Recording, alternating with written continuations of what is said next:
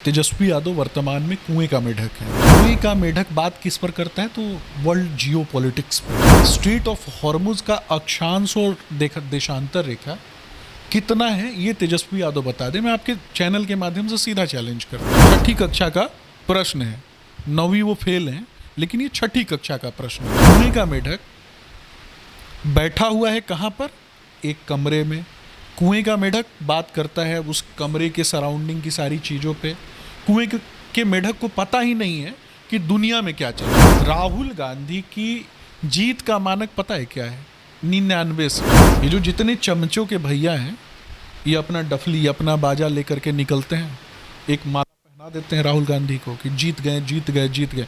कितना सीट पे जीत गए? तो 99 सीट पे जीत गए। नमस्कार, NBC 24 देख रहे हैं आप और मैं हूं आपके साथ मानसी। बिहार की जनता की समस्या का समाधान के लिए बिहार के CM सम्राट चौधरी ने एक शिविर पोर्टल का आयोजन किया है, जिसके तहत बिहार की जनता को अगर कोई समस्या है तो वो अपनी परेशानी उस पोर्टल पर दर्ज करा सकते हैं। जहां आपको बता दें जिसका नाम है सहयोग शिविर। यहां तक कि एक हेल्पलाइन नंबर भी लॉन्च किए गए हैं जिसमें जनता कॉल कर कर अपनी परेशानी को उस हेल्पलाइन नंबर पर भी दर्ज करा सकते हैं, या फिर वो सहयोग शिविर जो पोर्टल है उस पर अपनी परेशानी को डाल सकते हैं। इसकी निगरानी 24 घंटे की जाएगी और जितनी भी परेशानी होगी उसका समाधान जरूर निकाला जाएगा। ऐसे में लेकिन अब सवाल ये बनता है कि इस सहयोग शिविर जो लॉन्च किया गया है क्या वाकई ये काम करेगा? जब जमीनी स्तर पर देखा जाए तो क्या इस शिविर से बिहार की जनता को फायदा मिलेगा या फिर बस एक ये सरकारी जुमला रहकर बन जाएगा? ऐसे में इस पर आज हम खास बातचीत करेंगे। खास बातचीत करने के हमारे साथ खास मेहमान और बीजेपी प्रवक्ता सुमित शशांक जी हैं। आइए इनसे बातचीत करते हैं, जानने की कोशिश करेंगे कि सहयोग शिविर से क्या कुछ फायदा होगा, क्या शहरी इलाके या फिर ग्रामीण क्षेत्र में भी शिविर के तहत काम किया जाएगा। सुमित जी, सबसे पहला सवाल मेरा आपसे यही होगा कि ये सहयोग शिविर क्या है? मैं चाहूंगी कि आप इसको जरा विस्तार से बताएं, क्योंकि अभी भी बहुत सारे लोगों को जानकारी नहीं है कि ऐसा कुछ पोर्टल लॉन्च किया गया है गवर्नमेंट की तरफ से। देखिए, धीरे धीरे आम जनता को सारी बातें पता चल जाएंगी और हम अपने तंत्र के माध्यम से, सरकार अपने तंत्र के माध्यम से चीज़ों को लोगों तक डिलीवर करने में सुविधा हो और ट्रांसपेरेंसी हो, कहीं ना कहीं पारदर्शिता हो। हम जनता के लिए कौन से प्रयास कर रहे हैं और उन प्रयासों में हमारी जो प्रतिबद्धता है कि हम किस तरीके से जनता के बीच जाकर अपनी योजनाओं के माध्यम से, सरकारी योजनाओं के माध्यम से जनता तक पहुँचे और उनके जीवन को आसान बनाने में सरकार की क्या उपयोगिता होगी, इस पर लगातार हम काम करें। आदरणीय मुख्यमंत्री सम्राट चौधरी जी के नेतृत्व में हमारी सरकार ने पहली कैबिनेट की बैठक में ही बता दिया कि 22 महत्वपूर्ण परियोजनाओं पर मोहर लगाई गई और आपने देखा कि पैसा कहाँ से आएगा, सरकार कैसे आगे बढ़ेगी, किस तरीके से टूरिज़्म के सेक्टर में हम काम करेंगे और टूरिज़्म के सेक्टर को डेवलप करने के लिए बाबा हरिहर नाथ कॉरिडोर, आपने देखा कि देश दुनिया में बाबा महाकाल कॉरिडोर की बात होती है, दूसरी तरफ काशी विश्वनाथ कॉरिडोर की बात होती है, जहां हजारों लाखों पर्यटक जाते हैं, उससे उन राज्यों की इकोनॉमी भी डेवलप होती है। तो बाबा हरिहर नाथ कॉरिडोर के माध्यम से हमारी इकोनॉमी, बिहार की इकोनॉमी डेवलप होगी और बिहार की प्रासंगिकता बढ़ेगी। जो नालंदा विक्रमशिला की भूमि है, जो गुण और ज्ञान की भूमि है, जो कहीं ना कहीं जिस भूमि ने पूरी दुनिया में अपनी ख्याति, अपनी प्रतिभा को कहीं ना कहीं छोड़ने का काम किया, तो मुझे लगता है कि इन सभी क्षेत्रों में हम काम कर रहे हैं। और दूसरी महत्वपूर्ण बैठक हुई, उसमें 22 नहीं 64 महत्वपूर्ण परियोजनाओं पर हमने मोहर लगाया और 64 महत्वपूर्ण योजनाओं में मॉडल स्कूल बनाने की बात हुई, गुणवत्तापूर्ण शिक्षा की बात हुई। हमारे मुख्यमंत्री जी ने कहा कि मॉडल स्कूल का अर्थ ये होगा कि नेताओं के पास ये पैरवी आएगी कि सरकारी स्कूल में हमारे बच्चों का एडमिशन करवा दिया जाए। आप सोचिए कि एक ऐसा मुख्यमंत्री जिसने इस तरीके से आगे बढ़कर जनता को सुशासन प्रदान करने के लिए अपनी प्रतिबद्धता जाहिर की, दूसरी तरफ अपराधियों का भी एनकाउंटर हो रहा है। 60,000 करोड़ रुपया का निवेश केवल गौतम अडानी ने कहा कि हम बिहार में करेंगे, क्योंकि उनको भरोसा है बिहार की सरकार पर। आप कल्पना कीजिए, तो इन सारी चीज़ों को जनता तक पहुंचाना है, हम आयुष्मान भारत योजना चला रहे हैं, लाखों लोगों का जीवन बचा रहे हैं। हम महिला उद्यमी योजना के माध्यम से महिलाओं को लाभान्वित करते हैं। हम बहुत सारी ऐसी योजनाएं हैं जिनसे युवकों को, युवतियों को, स्टूडेंट्स को या फिर किसानों को लाभान्वित करते हैं। कई बार कुछ किसान हो चाहे कुछ युवा हो, उनको समस्या होती है कि सही तरीके से चीज़ें उन तक नहीं पहुंच पा रही हैं, तो उन चीज़ों में पारदर्शिता लाने के लिए सहयोग पोर्टल को लाया गया। सुमित जी, एक सवाल मेरा आपसे और होगा कि ये सहयोग पोर्टल जो है, आखिर इसकी खासियत क्या है? जनता इसका इस्तेमाल कैसे करेगी? निश्चित तौर पर आज हम संचार क्रांति के युग में जी रहे हैं। सभी लोगों के हाथ में मोबाइल है। आज से बहुत वर्ष पहले आपने देखा कि प्रधानमंत्री नरेंद्र मोदी जी ने यूपीआई को लाने का काम किया, डिजिटल पेमेंट की बात की, लाखों लोगों का खाता खुलवाने का काम किया और जनधन खाता जो है उसको खुलवाने का काम किया। कांग्रेस पार्टी हमारा मजाक उड़ा रही थी, राहुल गांधी हमारा मजाक उड़ा रहे थे।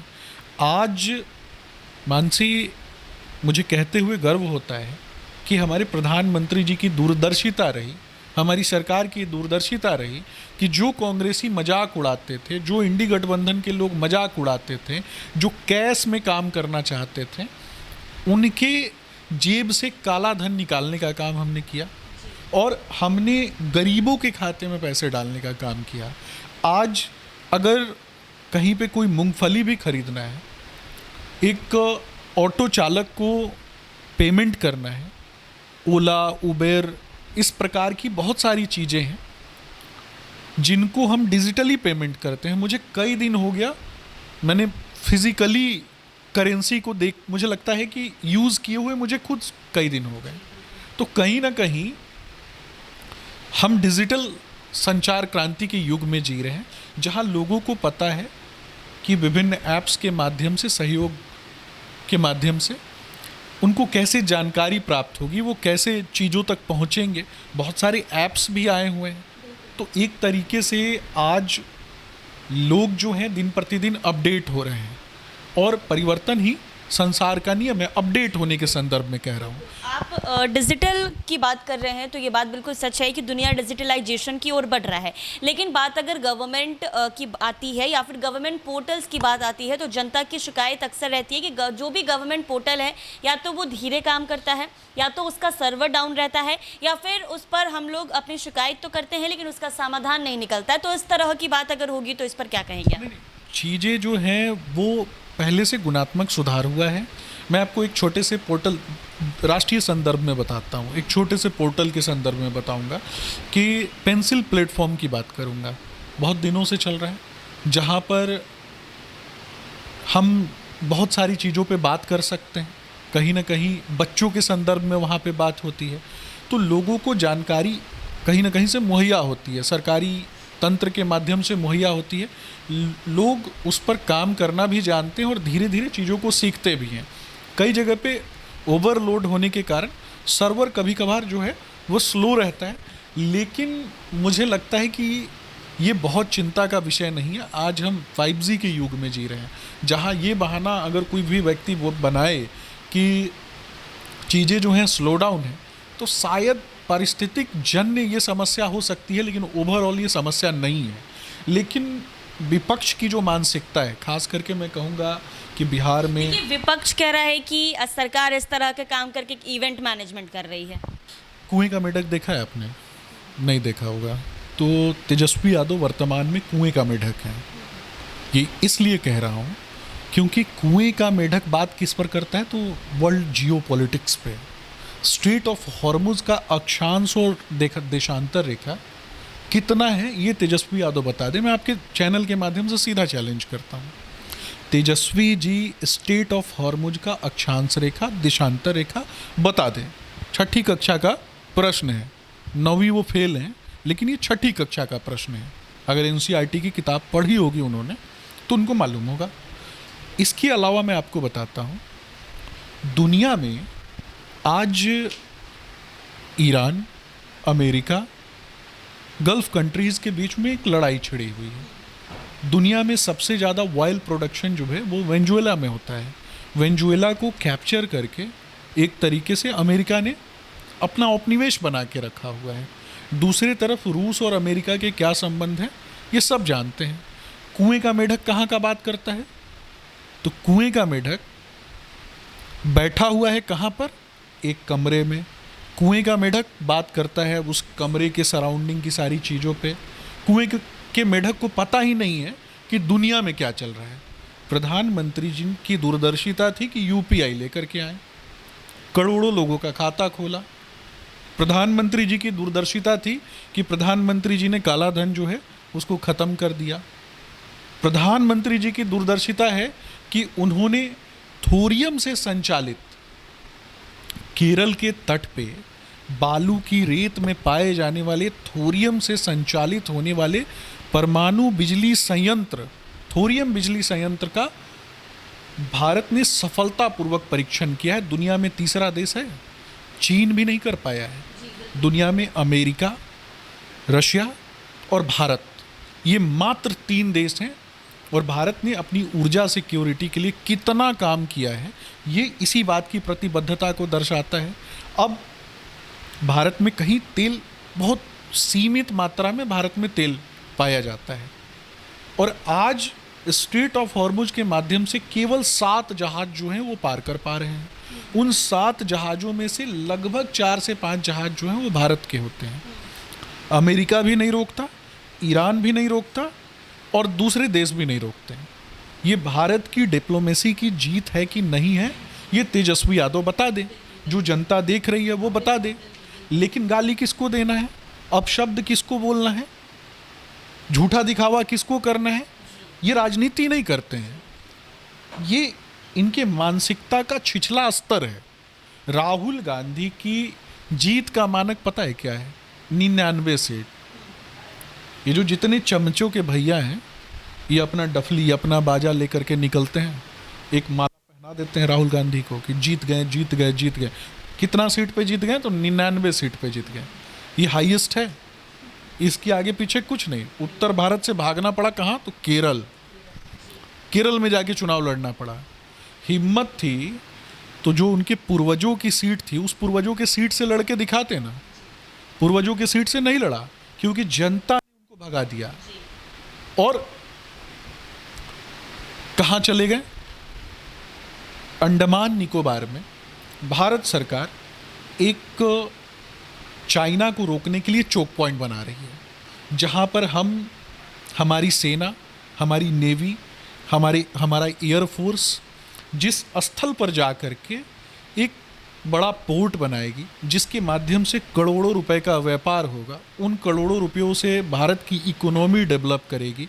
अगर जीवन में कभी भी दूसरे देशों से युद्ध हुआ तो उनकी चीज़ों को रोकने का काम straight of Hormuz, Malacca strait के माध्यम से हम वहाँ पे करेंगे। और मैं आपको छोटी सी कहानी बताता हूँ कि भारत के जो उस समय चोला डायनेस्टी हुआ करती थी, चोला डायनेस्टी के जो राजा थे उनकी लड़ाई जो थी वो मलक्का स्ट्रेट में रहने वाले कुछ राजाओं के साथ थी। और चोला डायनेस्टी के राजाओं ने उसी अंडमान निकोबार का प्रयोग करके मलक्का स्ट्रेट में रहने वाले राजाओं को हराया था और कब्जा भी किया था। तो कहीं ना कहीं हमें अपने पूर्वजों से सीखना चाहिए और उस क्षेत्र को जब हम अपने पूरे सही तरीके से अपने कब्जे में लेने जा रहे हैं, उस पर निगरानी बैठाने जा रहे हैं, तो राहुल गांधी को चिंता हो रही है। राहुल गांधी को क्यों चिंता हो रही है? क्योंकि कुछ दिन पहले भारत में सदन में महत्वपूर्ण बैठक चल रही थी। सदन की बैठक छोड़ के राहुल गांधी चीन में जाकर के कांग्रेस पार्टी के तरफ से एक MOU साइन करते हैं, मेमोरेंडम ऑफ अंडरस्टैंडिंग साइन करते हैं। किसके साथ? तो चीन की कम्युनिस्ट पार्टी के साथ। अब चीन का प्रवक्ता कौन है? मेक इन इंडिया को क्यों गाली देते थे ये भी तो बता दें राहुल गांधी। एक और सवाल, आखिरी सवाल आपसे होगा कि ये जो संयोग शिविर लॉन्च किया गया है, क्या इसका जो देखरेख है वो सम्राट चौधरी के इसमें जो कार्य हो रहे हैं वो सम्राट चौधरी के देखरेख में होंगे और जो भी समाधान निकलेगा क्या वो CM सम्राट चौधरी के निरीक्षण में ही निकलेगा? निश्चित तौर पर राज्य में जितनी भी चीज़ें हैं आदरणीय सम्राट चौधरी जी के नेतृत्व में ही हो रही हैं और राज्य में डेवलपमेंट से जुड़ी हुई सभी चीज़ें हमारे यशस्वी मुख्यमंत्री जी के नेतृत्व में हो रही हैं और सारी चीज़ों पर निगरानी भी हमारी यशस्वी मुख्यमंत्री जी के नेतृत्व में ही हो रहा है।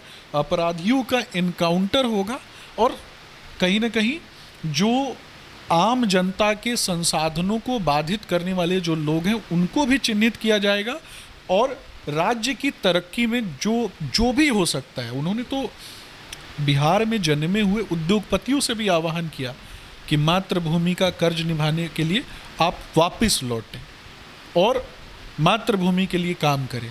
हम साधन मुहैया कराएंगे, हम ज़मीन मुहैया कराएंगे, हम इंफ्रास्ट्रक्चर मुहैया कराएंगे, बस आप अपनी माँ मिट्टी और मातृत्व के बोध के साथ जिस धरती पे आपका जन्म हुआ है उसके प्रति अपने कर्तव्यों का निर्वहन करें। यानी अगले आने वाले 5 सालों तक, यानी अगले विधानसभा चुनाव तक, क्या सम्राट चौधरी बिहार को ठीक वैसे ही संभाल पाएंगे जैसे पूर्व मुख्यमंत्री नीतीश कुमार संभाल रहे थे? निश्चित तौर पर जो पीढ़ियों की प्रेरणा होती है ना, जब वो अच्छी होती है तो आने वाली जनरेशन जो काम करती है वो काफ़ी अच्छी होती है। आदरणीय नीतीश कुमार जी ने बिहार को आगे बढ़ाने के लिए काफ़ी काम किया और वर्तमान के मुख्यमंत्री आदरणीय सम्राट चौधरी जी के नेतृत्व में बिहार तेज़ी से प्रगति के पथ पे आगे बढ़ रहा है।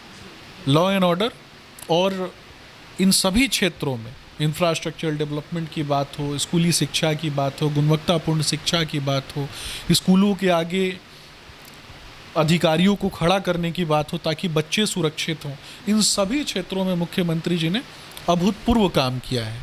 जनता से जुड़े हुए व्यक्ति की समझ हमेशा जनता के लिए होती है, तो जनता के मुख्यमंत्री हैं, वो गरीबों को न्याय दिलाने वाले मुख्यमंत्री हैं, समाज में सुशासन लाने वाले मुख्यमंत्री हैं, समानता लाने वाले मुख्यमंत्री हैं और उद्यमिता के क्षेत्र में बिहार को प्रगति के पथ पे बढ़ाने वाले मुख्यमंत्री हैं। पूरे बिहार को, युवाओं को खासकर उनसे काफ़ी लगाव है, स्नेह है, विश्वास है और जनता जो है आदरणीय मुख्यमंत्री सम्राट चौधरी जी पर भरोसा करती है। यानी आने वाले चुनाव में भी सम्राट चौधरी को ही जनता फिर से मुख्यमंत्री बनाएगी? निश्चित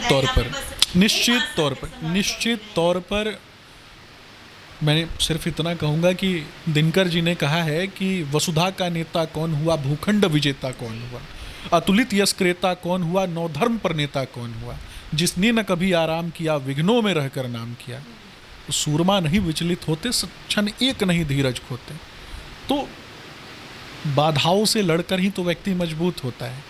तो जनता के लिए काम करके आदरणीय मुख्यमंत्री सम्राट चौधरी जी ने अपने आप को साबित किया है। जिस दायित्व में भी वो रहे, पार्टी में, सरकार में, सबके चहेते रहें, जनता के चहेते रहें, माताओं बहनों का आशीर्वाद रहा, दैवीय कृपा रही। तो मैं तो सिर्फ इतना कहूँगा कि जब भारतीय जनता पार्टी की सरकार बनी देश में और एनडीए की सरकार बनी बिहार में, तो हम मर्यादा पुरुषोत्तम भगवान श्री रामचंद्र जी की बात करते हैं। तो एक ही लाइन में सिर्फ कहना है कि थी कृपा आपकी कर पाया, जो था कुछ थोड़ा अर्पण कर पाया, हे राम आपका स्वागत है। तो प्रभु श्री रामचंद्र जी के पद चिन्हों पे जो लोग चलेंगे निश्चित तौर पर उस समाज का कल्याण ही करेंगे। बिल्कुल बिल्कुल। तो बिहार सरकार के इस पहल के बाद बिहार की जनता में उम्मीद जगी है कि अब उनकी आवाज़ सीधा सरकार तक पहुंचेगी। जी हाँ, एक बार फिर से बता दूं कि बिहार सरकार की तरफ से लोगों के लिए सहयोग शिविर का आयोजन किया गया है, जिसके तहत बिहार की जनता अपने समस्या के समाधान के लिए अपनी कंप्लेन उस पर दर्ज करा सकते हैं, जिसका निपटारा तुरंत किया जाएगा। एक टोल फ्री नंबर भी यानी एक हेल्पलाइन नंबर भी जारी किया गया है, जो नंबर है 1100, जिस पर आप कॉल कर भी अपने जो आपकी शिकायत है उसको दर्ज करा सकते हैं। मुख्यमंत्री के देखरेख में समस्याओं का जो समाधान है वो निकलेगा। हालांकि आने वाले दिनों में देखने वाली बात तो होगी कि क्या ये सहयोग शिविर जो है ये ज़मीनी तौर पर अच्छे तरीके से देखने को मिलती है कि नहीं। बिहार बीजेपी से प्रवक्ता सुमित शशांक जी हमारे साथ मौजूद थे, जिनसे आज हमने खास बातचीत की है सहयोग शिविर को लेकर। इन्होंने साफ तौर पर बताया है कि शहरी इलाके से लेकर ग्रामीण इलाके तक ये शिविर जो है ये काम करेगा। जनता की समस्याओं को सुना जाएगा, उनकी आवाज़ को सुना जाएगा और उसका निपटारा फ़ौरन किया जाएगा। फिलहाल के लिए मुझे दीजिए इजाज़त, तब तक के लिए बने रहें हमारे साथ NBC 24 पर।